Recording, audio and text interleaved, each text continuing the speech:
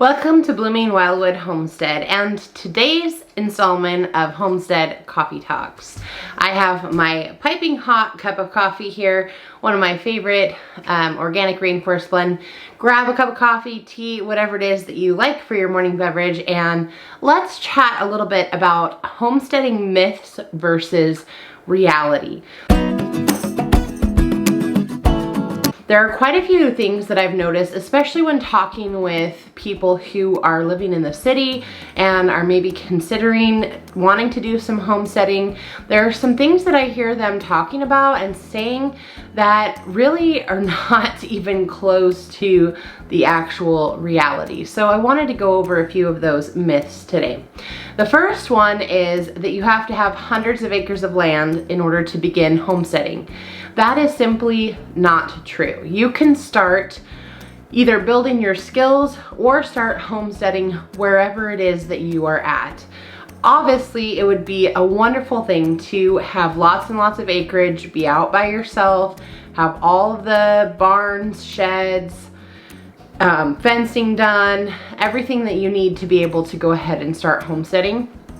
But the reality is most of us probably can't afford that, and it's just, that's not how a homestead is usually built unless it's been passed down to you through generations of time. Most of the time, your homestead is going to require upgrading, or you're gonna need to put in some of those barns, some of those buildings, the fencing, and all of that yourself. And really, depending on what your ultimate goal is, you can start building a mini homestead even if you live in town and are maybe on, say, a quarter acre, or even sometimes less than that. You can start raising a garden, having berries, having an orchard. It really comes down to planning and determining what it is that your priorities are and trying to figure out how you can maximize the space that you have. I've seen some examples of places in California where they've done, and of course it's different because they have different weather than I do here, but they've done different, they've done homesteading and gardening within their urban setting, and they're able to provide quite nicely for themselves and even have a little extra for some of their neighbors.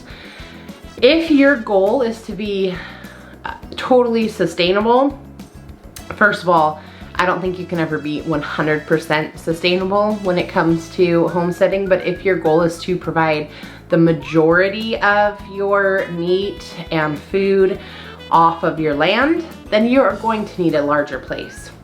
So when you're considering how much space do you really need to get started, think about what are your end goals and how much can you really afford? If you're moving from the city out into the country, what could you comfortably do so that you're not taking on a substantial amount of debt in order to make the lifestyle happen?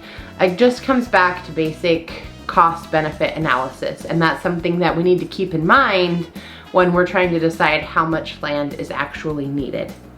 The second myth that I have noticed is people saying that you have to have all of the things at once. You have to have the animals, the gardens, the orchard in order to be considered a homestead.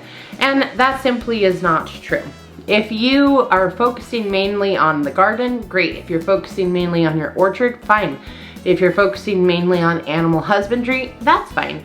You don't have to have all the things to be homesteading. And in fact, you really shouldn't start with all the things if you have not done some sort of farming or homesteading in the past. So if I'm going to start homesteading, but I've never raised a garden, I've never raised animals, I've never had an orchard, that's going to be such an amazingly overwhelming task to try and take on all of those things at one time.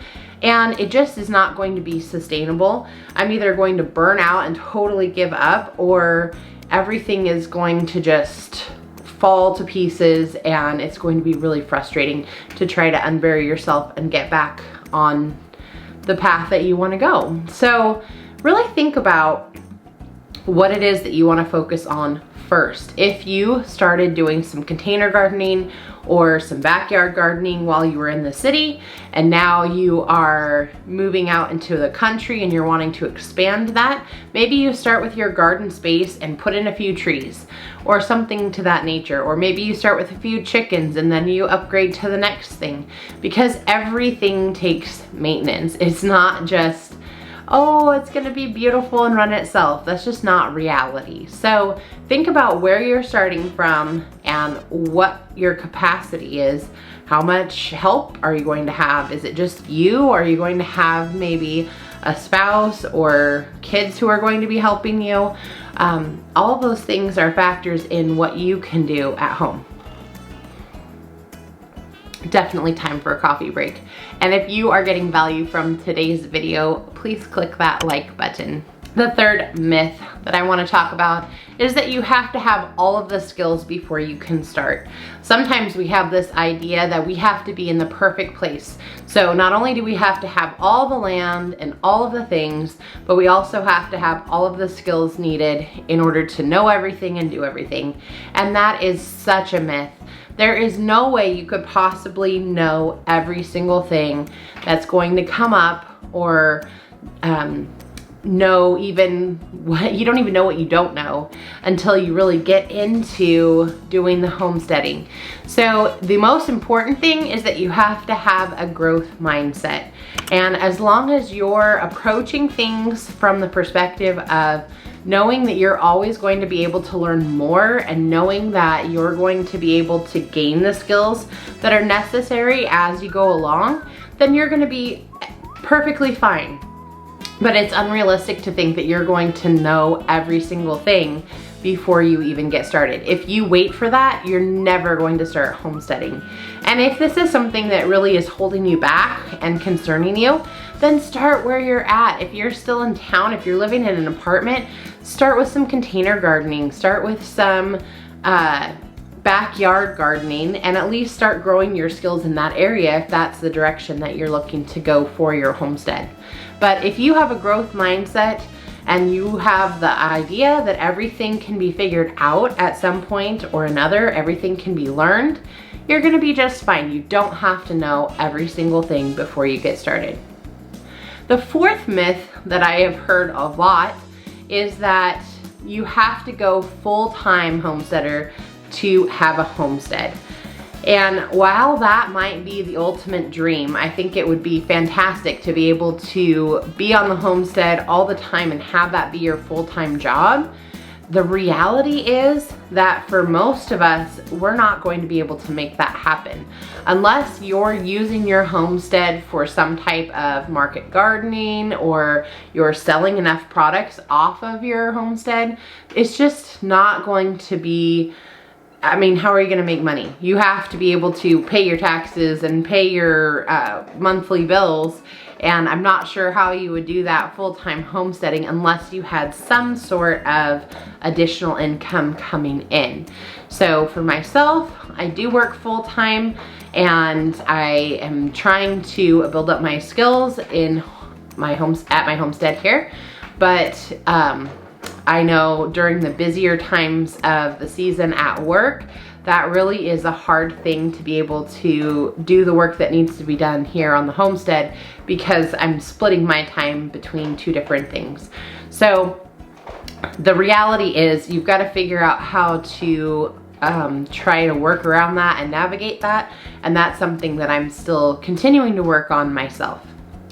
And the fifth myth that we're going to talk about today is that homesteading is just going to be this peaceful, pastoral looking day that is completely stress-free, and that you're just going to relax and have all of this extra time.